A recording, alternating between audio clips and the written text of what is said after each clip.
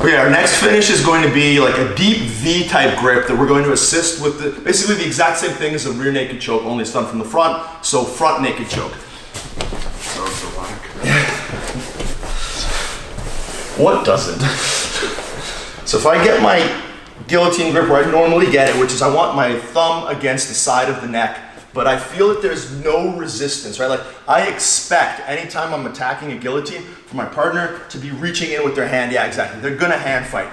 So if I don't feel that hand fight, either because of sloppiness on his part, which I definitely want anyone that's on their knees in front of me to be as sloppy as possible, but if it's because of sloppiness on their part, or just me being crafty with my setups. Occasionally, if I move somebody around and I know their hands are planted, I'll be able to get my arm all the way through to here. So the crook of my elbow is going to be underneath the windpipe the same way it would be for a rear naked choke. So if I get myself here where my hand is nice and high, as an example, if we were going for that Rafa Mendes style finish and I was able to pull my arm through, I'm now going to shoot my forearm across my hand. It's going to slide until I can hook in and get a grip on my biceps, the same way I would be, again, for a rear naked choke. My hand, in this case, in a rear naked choke, we're going across our shoulder. In this case, I'm going to be putting my hand on the back of his back.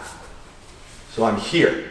If his head pops out to the side, it's going to make it tricky for me to finish. It's not that it can't be done, because I still have a pretty decent amount of squeeze power, but I don't have a good, strong backstop. Start posturing. There we go. So this is going to, yeah, exactly. It's going to weaken my structure.